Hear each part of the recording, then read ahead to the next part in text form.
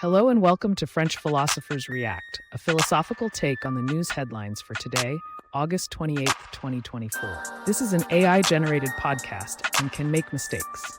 Use it for generating possible ideas, but don't rely on it as an authoritative guide to the news or to the details of French philosophy. In the news today, UK Prime Minister Keir Starmer is visiting Germany and France in an attempt to renegotiate Britain's European relationships after Brexit. He will meet German Chancellor Olaf Scholz, President Frank-Walter Steinmeier, and business leaders to discuss defense cooperation, migration, and asylum seekers.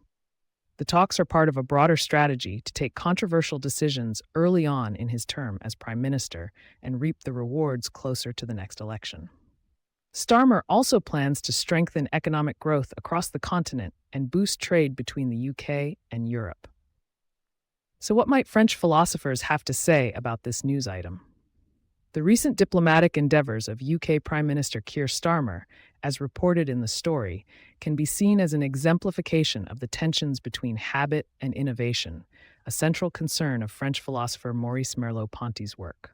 This commentary will argue that Starmer's attempts to renegotiate Britain's European relationships after Brexit represent a struggle to reconcile the habitual patterns of past interactions with the need for innovative solutions in the face of changing circumstances.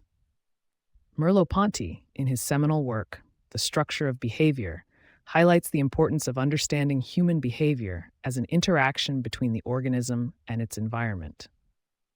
He argues that our experiences and perceptions are shaped by our bodily habits, which in turn are influenced by our cultural and social contexts.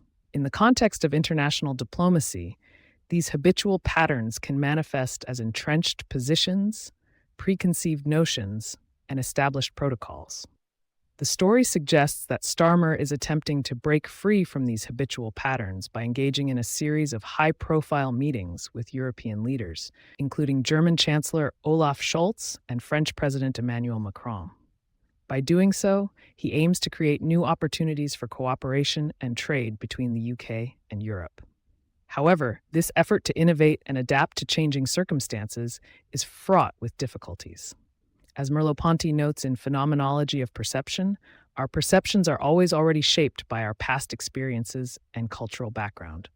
This means that Starmer's attempts to forge new relationships with European leaders will inevitably be influenced by the historical context of Brexit and the UK's previous interactions with the EU. The challenge for Starmer is to balance the need to respect these habitual patterns with the necessity of introducing innovative solutions to address the current impasse. One way to approach this problem is to consider Merleau-Ponty's concept of institution, as outlined in his later work, Institution and Passivity.